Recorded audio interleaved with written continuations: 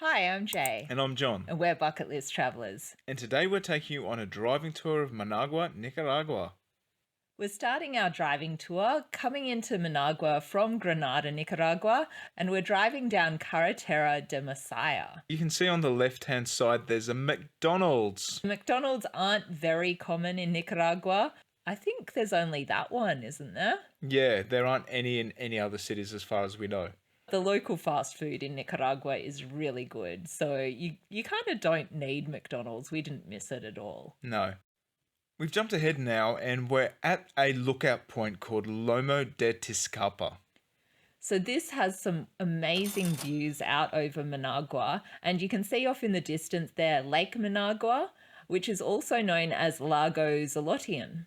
In the far background on the left-hand side, you can see a volcano called Mombotombo. That is an active volcano, and it's relatively close to the city of Managua. Nicaragua is known as the land of lakes and volcanoes, and you can see that in full display here.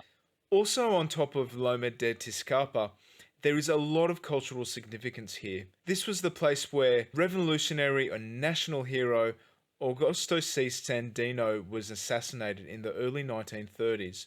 It's also the site of the old presidential palace of the former president Somoza. Underneath this hill lies an old prison dungeon that was used in the Somoza era for political prisoners. We believe it's been closed for a while now and is now used as a police archive. The installation in front of us now is called Monumento a los Heros and is dedicated to the Nicaraguan heroes such as Sandino and Carlos Fonseca, the founder of the Sandinista political movement. This roundabout that we're coming up to right now is a roundabout dedicated to the former Venezuelan president Hugo Chavez. This monument was built just after his death in 2013. So you'll actually find quite a few monuments dedicated to Hugo Chavez around Managua, and that's because he contributed quite a lot of economic support to the country. And you may notice these distinctive tree sculptures around Managua. Now, they're the Tree of Life sculptures. So they were installed in 2013 as part of a beautification project. And this was a pet project of the Vice President, Rosario Murillo. To the left, we have an art installation which celebrates some of the revolutionary figures of Central and South America. So you see Augusto C. Sandino from Nicaragua is there, also Simon Bolivar, who I believe was the liberator of America, who led a number of South American countries to independence from the Spanish Empire. You can also see Fidel Castro up there as well, and a few other revolutionary figures. To the left, we have a swimming complex, which is named after Michelle Richardson, who was a Nicaraguan-born swimmer who competed in the Los Angeles 1984 Olympic Games and won a silver medal. So she competed for the US team, but she was Nicaraguan-born. So this street that we're going down is actually called Avenue Bolivar, after Simon Bolivar. And this avenue takes us down to Puerto Salvador Allende. As you can see, the Trees of Life sculptures line this avenue, and they cost around $20,000 to $25,000 US each. So they ain't cheap. Yeah, and there's about 140 of these trees throughout Managua. Yeah, they've had mixed receptions. So some people think it cleaned up Managua in a very short amount of time, but other people think they're garish and a bit of an eyesore. So I don't know. What do you think about it? Let us know in the comments below. I think they add a bit to the city. They add a bit of color and brightness. They actually light up at night. Apparently, it costs $1 million a year to run these trees. So that is a bit of an expense, but it does add a bit of beauty to the city, which I think is quite nice. So you can see a mixture of vehicles around Managua. Cars and motorbikes are quite prevalent, as are utes. There are a lot of buses, and there's a pretty good transport system throughout Managua. Yeah, there are heaps of bus routes, and you can get to any corner of Managua just using the bus system. Now, you do need to know what bus to catch, but there is a website that you can hop on and check out all the routes, which is really handy. Yeah, so we can put a link to that website in our description. And in Managua, there are 4 intercity bus terminals in various parts of Managua, which will take you to pretty much anywhere in Nicaragua that you want to go. Now, each terminal specializes in buses that go to particular areas. So if you are wanting to move around Nicaragua by public transport, you'll just have to make sure that you go to the right bus terminal. Yeah. We use the website Centro Coasting, which is a Central America-wide website on public bus travel, and we found that extremely handy. So we'll pop the link in the description for you as well.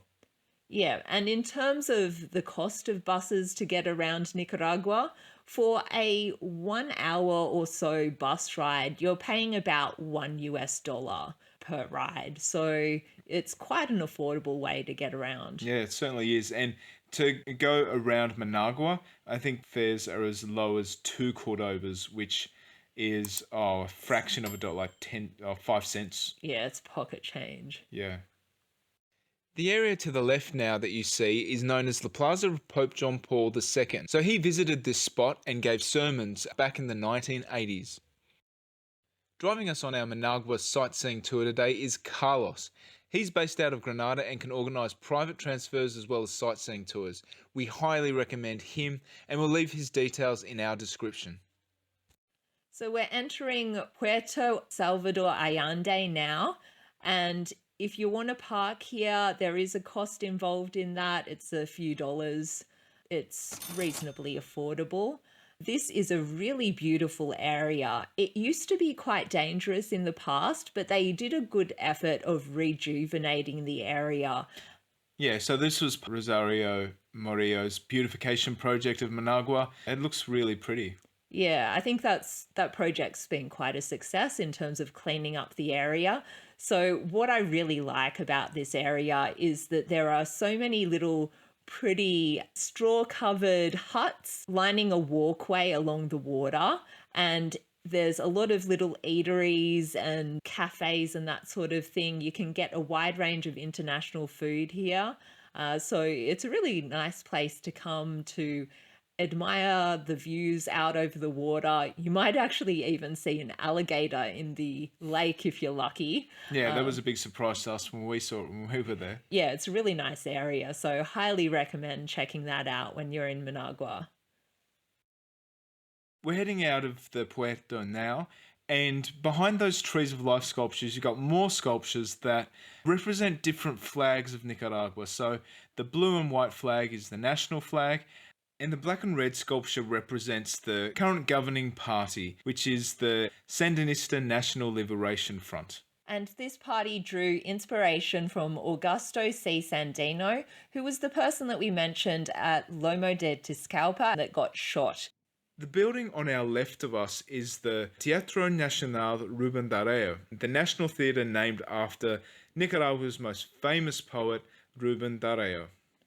And this building was one of the few buildings to survive the 1972 earthquake that hit Managua and basically wiped out the whole city. Yeah, so it's pretty impressive. And also, a little bit further up from the theatre, there is also a national monument to Rubén Darío. The structure to the left is the Campana de la Paz, or the Bell of Peace.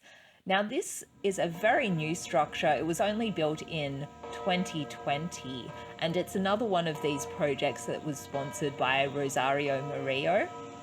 It is a bell that rings out on the half hour through most of the day, and it has an inscription which says, "Always beyond, as brothers and sisters, I will ring and play the hours for my homeland, Nicaragua." And the bell was a dedication to Augusto C. Sandino. You can actually climb up this bell tower, and it has quite nice views out over the area. So just coming back to the main part of town. Well, is there a main part of town in Managua? I guess there isn't really. There isn't actually. So with the earthquake in 1972, the rebuild effort was a little bit haphazard, and so there's no real centralized district to Managua. So, all along here to the left, you have a series of government offices, including the Foreign Ministry.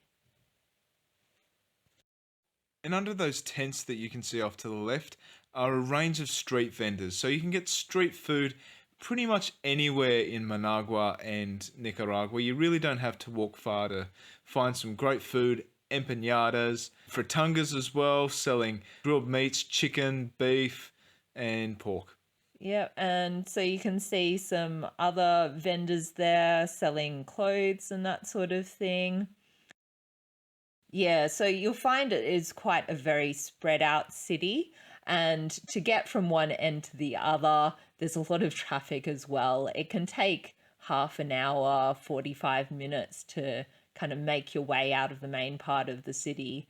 So be mindful that the traffic is going to be quite hectic if you come to Managua. I guess that's all part of the experience. And here we're approaching that roundabout again. Well, we hope you enjoyed this driving tour of Managua, Nicaragua. We are bucket list travelers. See you next time.